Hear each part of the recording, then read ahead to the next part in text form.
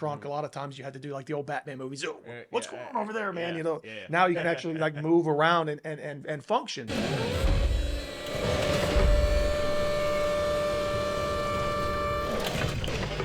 Hey everyone, welcome to another episode of Complacency Kills. We're on episode 23 of our podcast, and today we're going to be understanding the basics of body armor. So today I have myself, Mike Witt, and Chase Tobin. Chase, do you want to introduce yourself to the crowd? Yeah, man, good to be back. I know we've all been kind of busy, but I am Chase Tobin. I'm the National Sales Manager focusing on law enforcement security, force protection. I do a lot of work with law enforcement guys, with public safety, schools, you name it. So that's kind of my realm in this whole operation. Yeah, and just a little plug for some of the companies that we work with that either work in the armor/body armor space. Obviously, we do work with Armor Express, so they do amazing soft and hard body armor systems, as well as the textiles for those carriers. Bush Protective on the ballistic and bump helmet side of the house, and Blue Ridge Armor on the hand-carried shield side of the house. So again, check all of that content out on our website, and Chase Tobin is definitely the guy to go to if you have any questions about any of that. I'm your point man on all that. We do a lot of things that funnel through me to the other realms. And I'm not necessarily the subject matter expert, but working with these guys a lot, working with Scott over at Bush, working with Dale at Blue Ridge, and working with all the guys at Armor Express. There's a whole slew, a whole cadre at Armor Express that have been nothing but supportive in what we do here, and just getting those products out to our customers is always that's what we do. So for sure. And really the two groups we're going to focus on the body armor space. We're not really going to be in the civilian space today. So military and law enforcement, those are the main groups that obviously utilize body armor for a variety of reasons. Can you kind of go through what the different types of body armor are, like soft armor, hard armor, stab, ballistic, all that kind of good stuff. And also maybe touch on the NIJ system and what goes behind that for testing. Man, that's a lot to remember, I know. but I can go through. I'm glad we have an outline at least to kind of talk about this stuff. To kind of start to answer that first question, so there's different types of body armor. Depends on what your mission is, right? And I think that's kind of how we can frame this whole conversation is, what is your mission? Obviously, military and law enforcement have slightly different missions. Nuclear security and law enforcement, military have slightly different missions, but applications are the same as far as what you're doing with that. So your soft armor, that would be more for your law enforcement guys, your run-of-the-mill patrol operations. You've got your outer carrier, or if you're doing surveillance or any kind of protective, executive protective, maybe you've got concealable armor, which is soft armor. If you have that kind of armor system, say let's just start with like concealable armor. You want to have a armor that's underneath your normal clothes, whether it's like we've got on right now, it's like a t-shirt, or if you wanted to do like more EVP stuff, executive protection, or like a stakeout or something. If you're an undercover officer, you need that concealed armor that's going to have very little print, which again, Armor Express carries all that stuff. You're going to have armor that may resist knives. So there are stab resistant vests out there.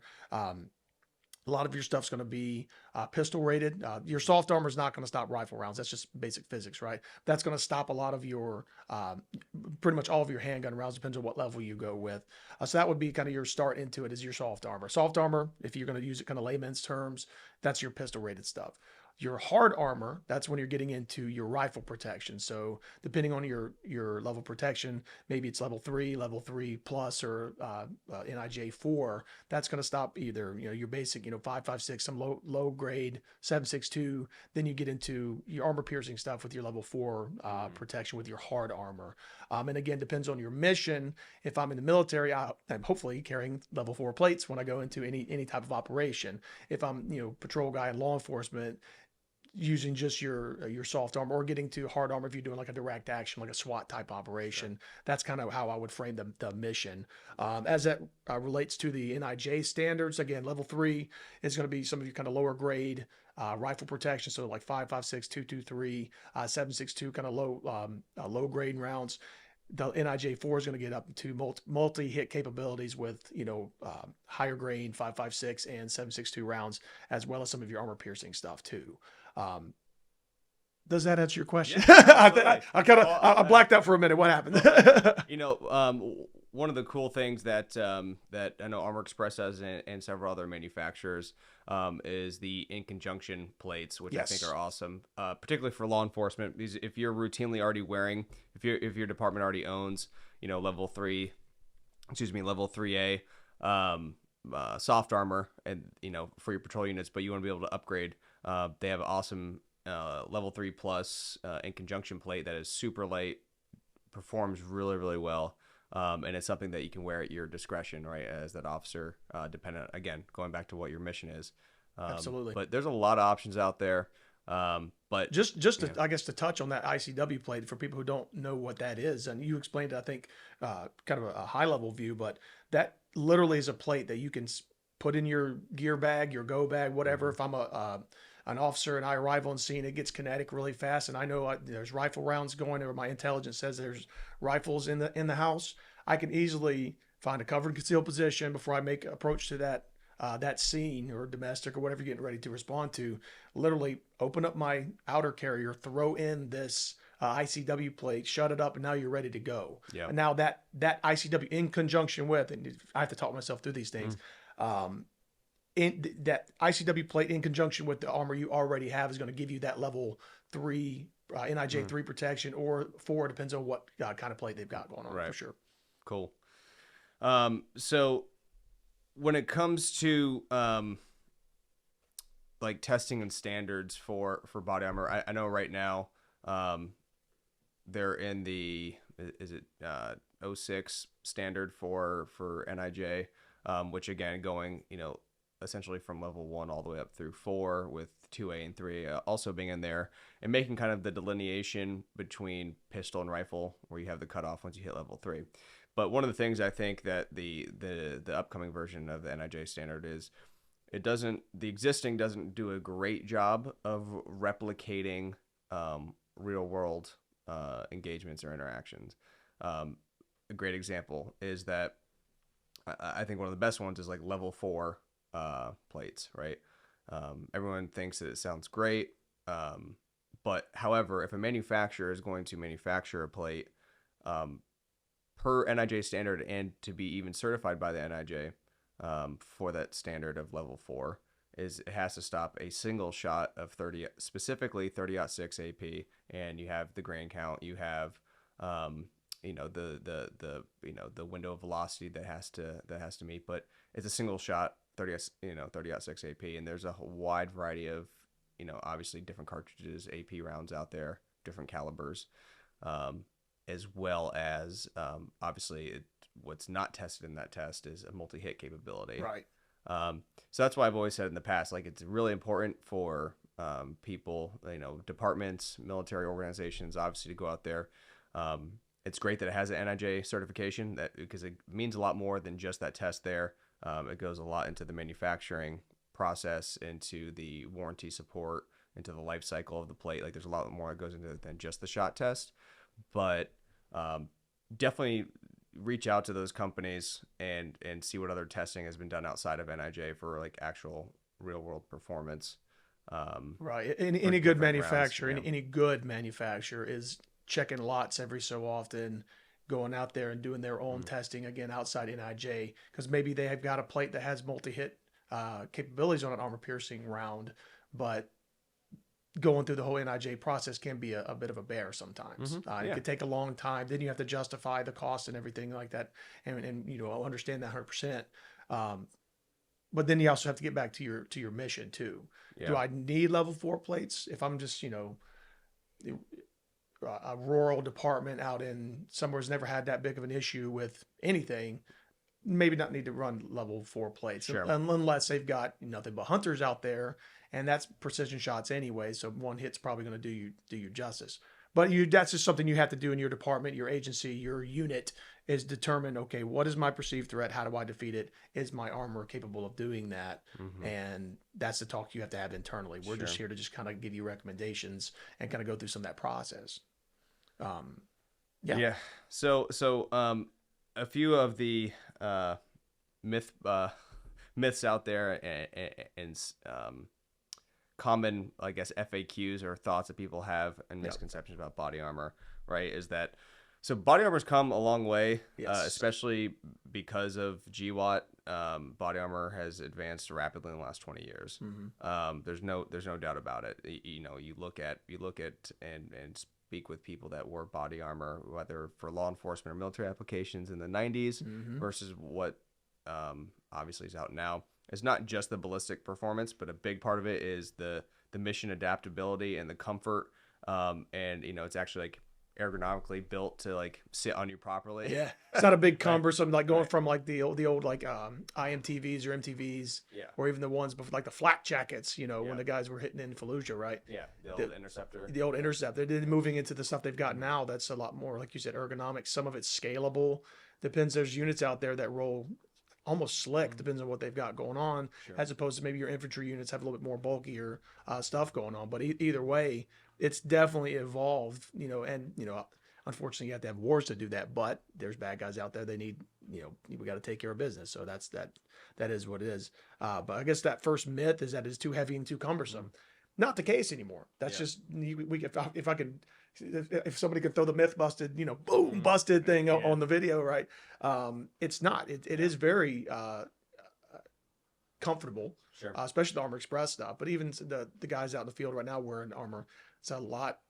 You know, you can move your shoulders, you can actually articulate your trunk. A lot of times you had to do like the old Batman movies. Oh, what's going on over there, man? You know, now you can actually like move around and function better. So you're more agile. Depends on what you put on it now. Light infantryman versus a machine gunner, maybe, you know, that's on the kit. The body armor itself is not. Not for sure. And you know, another one is the longevity of body armor. So this one's kind of interesting in the fact that it's completely dependent on what material type is used, and then obviously what the manufacturer recommends for essentially for maintenance and then obviously longevity. When it comes to steel and stuff like that, steel, it's not going to degrade if properly taken care of, like your ballistic performance. However, all manufacturers out there are required to put a ballistic warranty limit on it, right? So most ballistic plate manufacturers that operate in the steel realm, usually 10 years is pretty standard, which is pretty lengthy. But I mean, in actual, you know, this coming from a personal place for actual performance, again, unless you do something to degrade the capability of that steel, nothing is the chemistry is not changing. It's pretty much a lifetime warranty, but you need to just make sure, hey, if I've got a plate and I've had it sitting around for 10 years, just kind of look at it. Is it good to go still? Is it warping? Has it got any bubbles or anything like that? Has it been, that's just up to, that's Steel's pretty personal maintenance, but when it comes to the composites and ceramics and all that kind of that entire space, those are more fragile and will degrade over time, especially when they're exposed to extreme temperatures, humidity, that sort of thing. They're all manufactured and designed to have specific performance parameters, but you know, most of those plates you'll typically find are usually 5-year ballistic warranty, but and a lot of manufacturers, again, for ceramics might require you to have the ability to extend that warranty, but it requires, you know, X-ray screening and that sort of thing, to ensure the integrity of the ceramics and all that. So, but point being is they don't last forever. No. And again, even the same thing, we should also touch on the soft armor as well. Soft armor all has warranty because, again, it's all of it is woven fabric, right? Most of it being aramid, but the technique in which it's woven. And all that stuff, like how that armor performance is based on the weave integrity, right? And so obviously the more a piece of soft armor is contorted, moved, stretched, pulled, compressed, over time that's going to degrade, and your ballistic performance will eventually degrade. And that's just common sense, because your soft armor you're probably using every day. Say if you're a patrol guy, you put it on, you take it off, it warps, it sits in a place. If you just kind of throw it down, even if you fold it and set it up nicely, it gets, you know, stretched out and used far more often than your rifle plates that are more rigid and things like that. So just the normal wear and tear. Think about just like a good pair of jeans, right? They eventually wear out. It just is what it is. Same thing with your soft armor too. You just have to be mindful of that. Somebody should be having accountability. Hey, we bought this stuff at this date, needs a marker. Somebody needs to set a set a reminder 5 years down the line if your manufacturer doesn't already have a kind of a cadence to that. Hey, it's about time for us to replace this. Yeah. And there's buyback programs out there too. A lot of guys Sure. don't know that. You can take your old armor, and there's different agencies out there that will buy back your stuff, and either destroy it, recycle it, whatever, for and you can get a credit to whatever. They'll pay you to recycle Sure. that stuff. So that's Yeah. something people need to get into. It's out there. The programs are out there. Yeah, no doubt.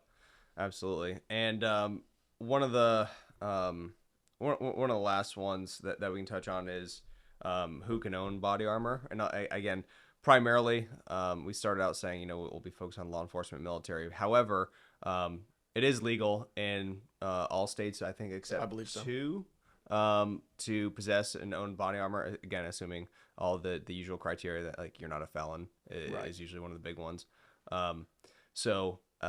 Yeah, it's out there. Again, on the civilian side, that's a personal decision, what how you feel about the ownership of body armor. But yeah, most states it's not illegal. So that was another one that our editor had put in here for us. For sure. So, but yeah, I mean, outside of that, yeah, body armor's clutch. Body armor, it is. It is a game changer. And again, I think the most one of the important points is what are you using it for? If we're focusing on law enforcement, DoD, what is your mission? Yeah. And how can I effectively use my body armor for my mission? Do I need to scale it up? If I'm going house to house, street to street, maybe I need shoulder pads, maybe I need groin protection, throat protection, all that jazz, because I'm going to be doing this for a little bit. Yes, it's a little bit more cumbersome, but I've got maximum protection. If I'm doing a more direct and more sensitive operation where I need to go in and pull an HVT out really fast, maybe I need to go a little bit more slick. If I'm operating on boats or they call them cricks, if they're operating on that, maybe you need to have just maybe like a plate carrier and roll as about as slick as possible. Just again, that's up to you and your commanders and all that jazz. But that would be kind of my closing thought is whatever body armor you're using, it needs to be it's not necessarily a one size fits all. Right. If that's all you got, that's all you've got. But if you have the capability to kind of delineate between your mission set, that's the route I would recommend. For sure. Absolutely. And one of the best things if you're investing, if you're a department, especially if you're looking to invest in new body armor, ask for a wear test. And Yes. So reach out to Chase specifically here at Kontek. He can get you hooked up with a wear test with all the awesome kit that Armor Express has when we're talking specifically about body armor. So again, hit up Chase. Chase's information we'll throw up here on the screen too, so you have his email. But if you have any questions, guys, just reach out to us at kontekindustries.com. And we look forward to seeing you on episode 24.